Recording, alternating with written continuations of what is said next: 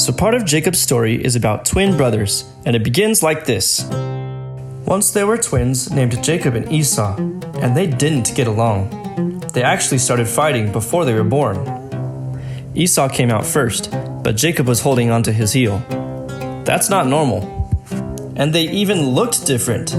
The Bible says Esau's body was covered in so much red hair, but Jacob's skin was smooth.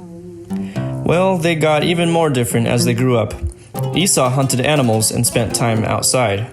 Their dad, Isaac, was a big meat eater, so Esau was his favorite. Jacob, on the other hand, was a quiet guy who liked to stay indoors. Their mom, Rebecca, liked Jacob the best. The Bible doesn't talk much about Jacob and Esau as kids, but we do know Esau was lucky enough to be the oldest because he had what's called a birthright. That meant Esau would be in charge of their family, including all their money, land, and stuff. Jacob would probably have to work for his brother Esau, and their dad Isaac would give Esau a blessing, which means Isaac would ask God to take care of his oldest son, Esau, in an extra special way. Well, you probably thought Esau was pretty excited about this, but he wasn't. In fact, one day he gave it up. He just returned from a hunting trip. Since he was out killing animals all day, he didn't have time to eat. He came home starving. Jacob was making stew, so Esau said, "Quick, give me some of that stew. I'm very hungry." Now Jacob was a little bit sneaky, so he didn't just share the stew with his hungry brother, which would have been nice.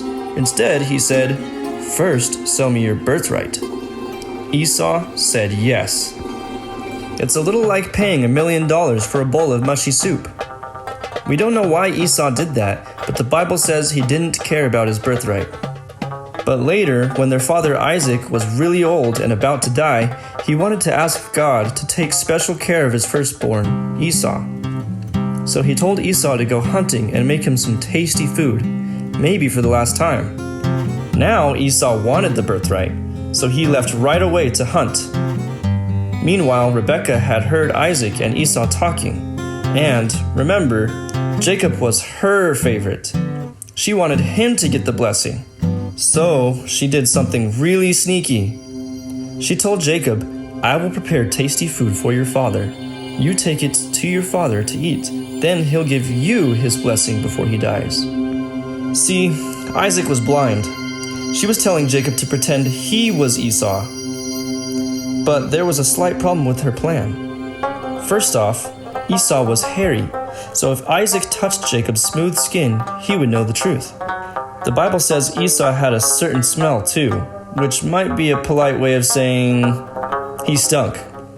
I mean, imagine how smelly a guy would be if he was always sweating and getting dead animal blood stuck in his clothes and matted in his hairy skin. And this was before deodorant. So, even though Isaac was blind, he might smell Jacob or touch his smooth arm and know the truth. Well, Rebecca was sneaky like Jacob.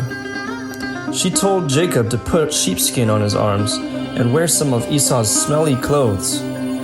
Now Isaac would never know, and even though Isaac wondered why the voice sounded like Jacob, guess what? The trick worked! Jacob got the blessing, and now Esau would have to work for him. As you might imagine, Esau was furious. In fact, Rebecca had to help Jacob run away so Esau wouldn't kill him.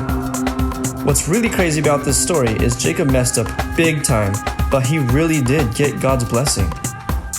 A few years later, God told Jacob to return home where Esau still lived. But Jacob was a little worried. He had heard that Esau was headed toward him with 400 men. Either Esau had a lot of friends or he was bringing an army, so Jacob sent messengers ahead with gifts. Hopefully, if Esau was still angry with him, the gifts would calm him down. While Jacob was traveling, he stopped by a river. Now God hadn't asked Jacob to stop. He stopped because he was afraid. He sent his family and servants and everything he owned across the river. Then he waited alone, crying out to God in frustration. Jacob knew God had promised to be with him, but he was terrified. Suddenly, a man came into the camp out of nowhere and began to wrestle Jacob, and Jacob fought back. And this was a crazy knockdown KO kind of fight. All night, neither one of these fighters backed down. In fact, they wrestled for so long that the sun started to come up.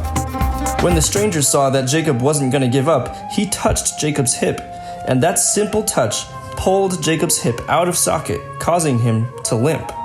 Then the man said, "Let me go." But Jacob knew there was something special about this guy, so he said, "I won't let you go unless you bless me." The stranger stopped fighting and gave Jacob a new name. He said, "Your name will no longer be Jacob. From now on, you will be called Israel, because you fought with God and with men and have won." See, the name Israel actually means God fights. That means that Jacob had been wrestling all night with God.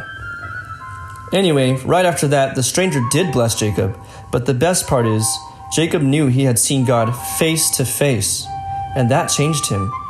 Not only did Jacob get a new name, but he was no longer a fearful man running away from his own brother.